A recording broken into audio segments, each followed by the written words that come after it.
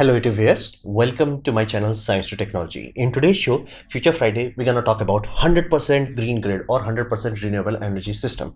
So let's dive right into it. Now, first thing you have to understand, recently there has been a lot of hype from every country, from European Union to China to India to USA to every Tom, Dick and Harry, that we want to achieve this. Now, first question you have to ask, is it even feasible? As in, like, many things are possible on paper, for example fusion, but we have never achieved it. Is this goal possible? Well, reality is core issues have been solved at this point in time. We are at a position where we are like, no, we have the technology, we have solved the issues that will arise because of this. Basically, intermittency in renewable energy is a big issue, but we have learned how to manage it. As in, at this point in time, there are gigawatts of solar farm, there is gigawatts of wind farm, so entirety of grid in every nation knows how to handle it. We went from, oh, we have no idea, we are always only used to base load power systems, to okay, we got this is how we are gonna manage it. Like, that's awesome, we learned it. So core issues have been solved, we got this. Another aspect is there is a time limit to it. We cannot wait, like, oh, let's wait another 100 years. We may not have that kind of luxury anymore. And because Earth is a very complex system and we have been only cataloging data for best case scenario 500 years in the past, we do not have enough information where we can risk it at this point in time. So people are saying, like, let's wait for fusion. Again, fusion is not going to happen in next 10 years. It's never going to happen in like next 20, maybe next 50 years. So at that point in time, do we have the luxury of waiting? Reality is, at this point in time, all the data analysis shows no, we do not have the luxury of time. We have to solve problem today. So no more, like, a far out technology. Everything that can be done today. So we have to fix it as quickly as possible, and tech is ready at this point in time. So we have to understand solar panel. I first started to really look into it in 2009, and that time solar panels are so expensive. Right now they're half of the price than it used to be, and much longer lasting, much better. Everything else has been optimized. So deployment is the issue at this moment in time. So if every country gets together, it's like, do we want to achieve this? What's the problem that we are holding us back? Would be deployment. How do you deploy this kind of infrastructure? Not how do you make it, how do you manage it, we got that. It's just how do you deploy it. So let's look at the first key ingredient, solar. Solar at this point in time has been proven the most amazing option out there, simply because rooftop solars are very efficient. Now you may be like, why is that a big deal? Well, most people are looking at solar technology as in like giga farms, as in like this is India's largest farm. This puppy exceeds 2 gigawatt, as in 2000 megawatt. So be mindful, we have huge farms, and India is already planning for some even huger plants. So flat out we have this, but there is a limitation issue with this. It's like India is lucky enough that we have a desert, but again, even if Indian government could do it, they would never want to have entirety of production of India's energy from Rajasthan itself. You always want to distribute it for multiple reasons, primary of which Earth is around and it spins. So this puppy, like, has on off time, like this on off time would become energy grid on off time for everything. You do not want that. So you want something that are a bit closer to Kolkata, for example, and then some places here and there. So you spread it out. You'd never want one place. But solar rooftop is a very easy way to remove big load consumers. It's like, if you remove every household, you remove almost majority of the load. You're like, what about industries? Industries don't consume that much load. If you finally, like, look at 1.5 billion people of India, they don't consume that much power when it comes to industry. We consume power when it comes to household. That's why, like, whenever you talk about any documentary, there are this many households are the primary consumer, and rooftop solar is the easiest way to remove them. It's like, not only you are removing them by making large plants, their main source, you're also reducing the demand. It's like, hey, this solar farm, reduce the demand of this building, awesome. Another solar farm, rooftop solar farm, remove the demand of this. And people are doing it on their own money. At this point in time, it's encouraged, and like flat out in Bangalore, any Tom, Dick and Harry who's building a new building, they're planning it out. They're like, how the heck we gonna have rooftop structure so we can get proper solar installed in it? Now you will like, why? Well, electricity is expensive, and if you want to run air condition, let me put it this way, electricity bill will kill you. So fundamentally, it's no longer optional for us to have solar farm. We have to have it, otherwise electric bill would be way too unbearable. So rooftop allows us to tackle the problem in a distributed way, whereas, like, people are solving the problem. So that's awesome. Now mega solar projects, like, these things, they are also on rise. There, India is already trying to achieve a 600 megawatt floating solar farm on top of this.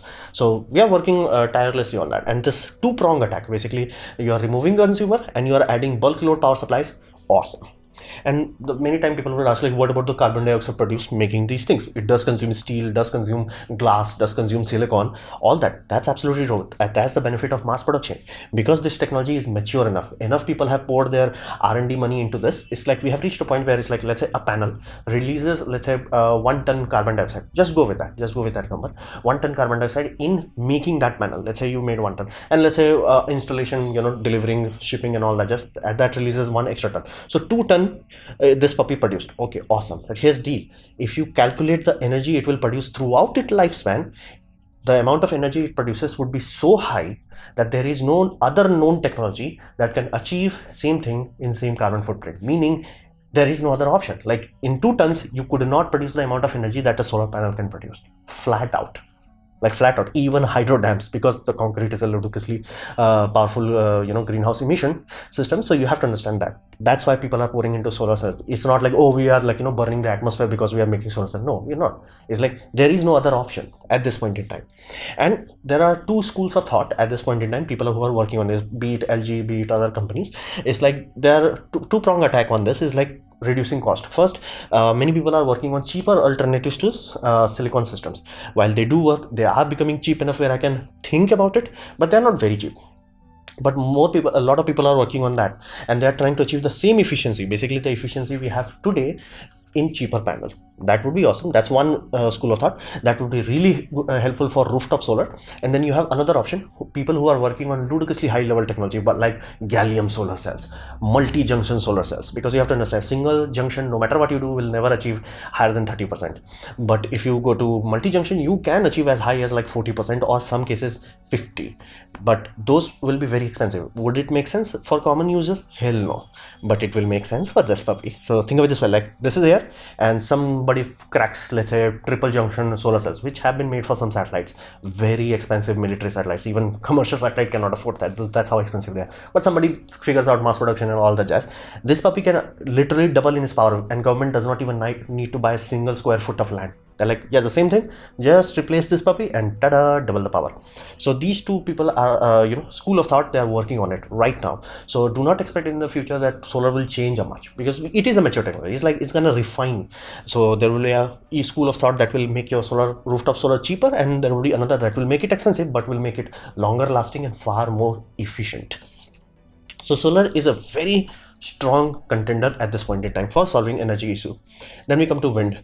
Now wind is also finally reaching maturity, because if you are familiar with wind research and all that, there were a lot of research into weird things, like having balloon that spins on very high altitude, having a kite that is like spinning like this, and like a very large sweep area and all that jazz. All of them failed. Now, when I say fail, I do not mean like they did not work. They worked, like actually succeeded. But problem was the cost per megawatt of normal offshore wind farm dropped drastically, because this puppy reached mass production. And that simply means the technology is mature. Everything about this is mature. To give you a context of that, European Union knows this so well that they are like, okay, every country that has access to sea border, please make a giant wind farm right there, as in like factory right there on the coast, and we're gonna have a barge ship specifically built, so transportation is not an issue. Everything has been sorted. So they are installing wind farms like there is no tomorrow. It works. Offshore system is a must, simply because it gives you the most energy, flat out. Like you can take the same farm, let's say Haliade GX turbine, and that puppy is like around 12 megawatt of power. You can take that 12 megawatt of power, directly put it on offshore system and put one in land. No matter what you do, they will never match up in power output. Offshore will always be better. And this also solves the issue of land acquisition. Governments of every nation has what we call national border, and then they have international border. But the national border is huge, meaning if we put as many wind farms as we can physically fit in there, we'll never have to worry about energy, so to say. So fundamentally, we have the space, we have the location is far away from people, so people do not have to worry about it. As awesome. And we are making bigger and bigger turbines. Now that may seem counterintuitive, because the bigger you make turbine, the cost of per equipment that goes into that turbine, the bigger cranes that you have to hire, the bigger generator unit that has to be installed, the bigger bearings, all that jazz, they make it more expensive. But benefit is, these turbines have one drawback known as maintenance. You have to maintain them, but turbine maintenance is fixed. Basically, the maintenance time taken on, let's say, a 5 megawatt turbine is more or less the same as maintenance taken on 10 megawatt turbine. But if you are dealing with a farm that has like twice as wing turbines, you have to put twice as time. But if your turbines are bigger, even if it's more expensive to repair, it still would reduce your maintenance costs by a lot. That's why every Tom, Dick and Harry is trying to make it as huge as possible. So bigger equals better dollar per kilowatt. So every Tom, Dick and Harry is pouring their money into it. At this point in time, the only technology that we need to crack is like somehow to make a turbine blade that is multiple section. The moment we crack that, the end, like then we'll have turbines that are like huge. As in, right now these turbines are like size of Eiffel Towers, and then once we achieve that, we'll have towers that are size of Burj Khalifa. So the moment we figure that out, how the heck make basically the blades into section, and then we attach it reliably, the end, we're gonna have huge things. And they also work 24/7. It solves the solar's biggest issue. Solar is amazing, it's cost effective. It beat basically energy output of a coal power plant based on money required. So meaning at this point in time, producing energy from solar system is cheaper than coal system. Then we still don't use it everywhere simply because it does not have 24/7. Wind farm do have 24/7. Yes, they do have up and down, but they do not go off. If you put the if you selected the location properly, there will never be off time into this. So that's another backbone that will help us to solve the situation. Then we come to hydropower. Now, hydropower is already time-tested technology. It's already one of the few green technologies that we have been utilizing, works 24/7. And hydro dams have one unique ability, is that they can throttle their output, meaning they could have multiple turbines. Generally, each even a medium-sized system have at least 6 turbines. So they can be like, hey, every Tom, Dick and Harry is producing solar. Right now, wind is high. So just have one turbine spinning, acting as a a grid stabilizer, and then shut down all the 5. Now, water is still coming into your river. Your water level is still going up, so you still have to discharge it. You cannot just like, let's turn down the turbine, it will overflow. So you have to let it go, and then in night time, when solar farm goes down, wind starts to die down a bit, and you're like, ta-da, open the sluice gate, let the water flow. You just let it go. So you basically charge in the daytime, discharge in the night time, charge in the daytime, discharge in the night time. So they will act as a peaker plant. Now that is another advantage for us. Because of this scale and the enormity of these puppies, they act as a backbone power system. Basically, China has built a like ludicrously huge one that is 12 gigawatt. 12 gigawatt, I'm like, that's huge. So at this point in time, India already has like a lot of hydro dams, and one of the India's great ideas is that the reservoirs behind these puppies, they are hectares. And why I'm saying in hectares, there are multiple square kilometers of area that is just water body. So they want to put basically floating solar farm right there. So they will utilize the electrical grid, basically electrical interconnect that is to here, directly utilize that 2-in-1. So amazing things can be done just with hydropower. Refining it, optimizing it can achieve amazing things. So these 3 technology are the backbone that is available today, and you can deploy today, and you can get power today. None of the magic technology in the future, no, right now.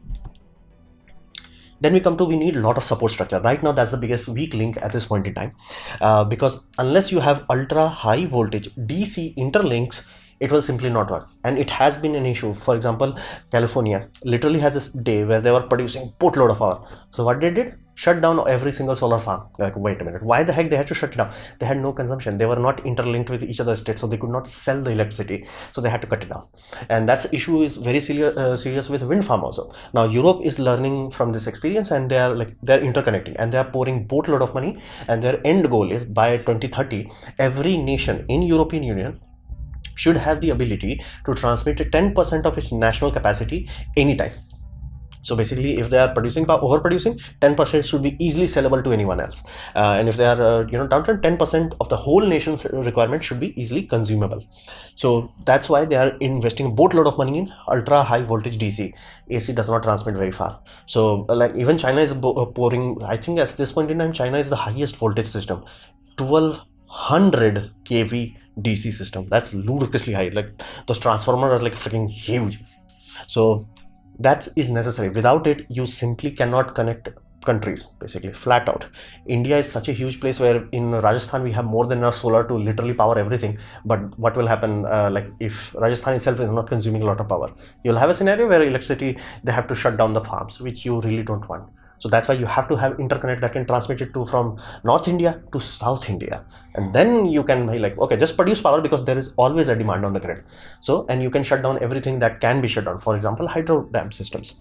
And then because more and more things that we are putting into a system is synthetic grid. HVDC is a synthetic system, and solar system is a synthetic grid. Wind system is also a synthetic grid. They do not have the redundancy of old grid system because they do not have inertia.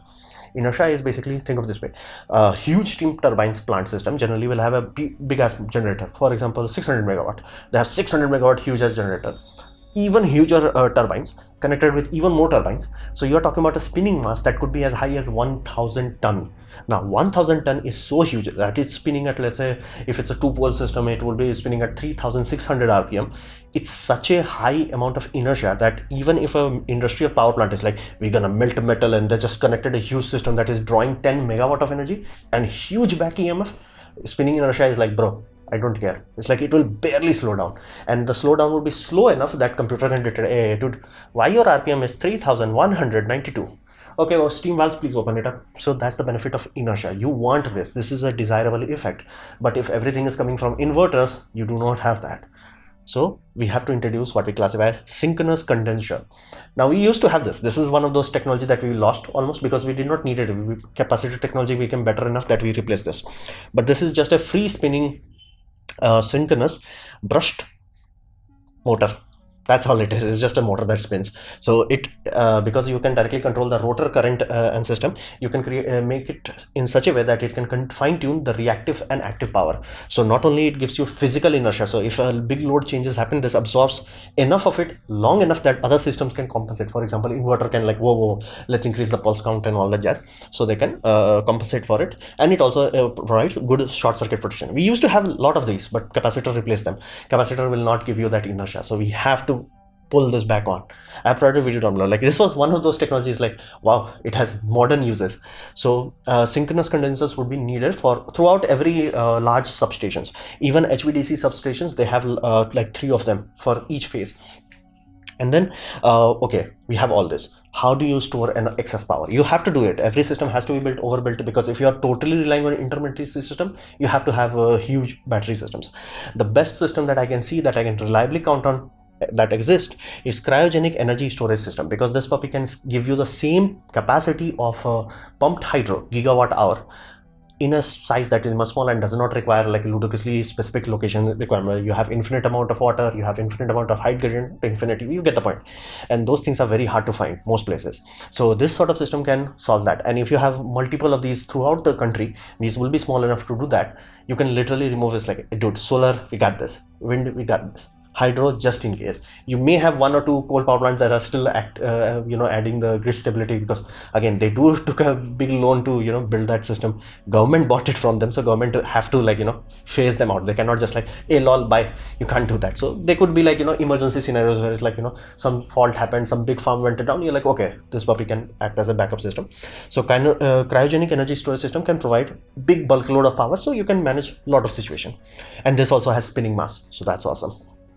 Lithium iron phosphate is also a very awesome system for solar rooftops in household. Now, I do not like the idea of lithium ion huge battery banks inside houses, because they have a potential of boom, and very high boom potential. People are like, no, it has safety circuits and all that. There is no such thing as safe if the system is inherently requires safety structure. For example, what will happen, let's say there is earthquake. It happens, it's a real thing. But in India, we have buildings. Buildings have rebars. Those are very pointy things. They can literally poke through anything, including steel. So what happens in that sort of scenario, which has happened?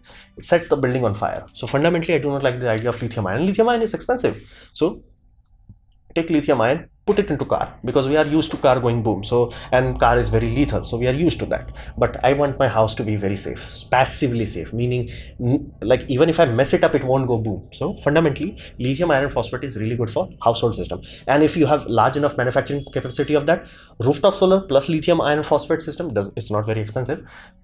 The end. You don't even have to think about it. And then you have to also change the, basically at this point in time, everything till this point in time, we are acting as a dumb consumer. But if you make the consumer smart, meaning smart home and smart grid for management, you can reduce the bulk load requirement of that. For example, every time, like you see in the morning, the grid goes like, yeah, lot of requirement, and then it comes down. What happened here? Did like magically something happen? No. Everybody turned on their AC, office AC at the same time. Now imagine if there was a smart grid and smart homes, as in like the system that can intertalk. They're like, dude, at 9 p.m. AM, everybody turns every AC on. Yes, like, okay, this AC will turn on by 8:55. This AC will turn on by 8:56. This AC will turn on by 8:60. Your peak demand will go from this to this, almost like a straight line. You will not have that kind of requirement. So if you make the consumer smart, that idiotically large rushes will go down. It will like mellow it out. Mellowing it out reduces load on every single electrical equipment that is connected to it, and we will not need huge peak of power plants. We will not need huge battery reserve systems. Everything will be relaxed if you just make them smarter. You don't have to change anything about them. You just have to be like, hey, relax. Like for example, in India, it's like one primary issue of a power failure is like everybody turns on their water pump as soon as power comes. It's like power is not reliable, so power comes is like first thing, hey, make sure we have water. It's like everybody turns it on, transformer goes, what the hell? Like think of this, like back EMF from let's say 20-30 induction motors at same time.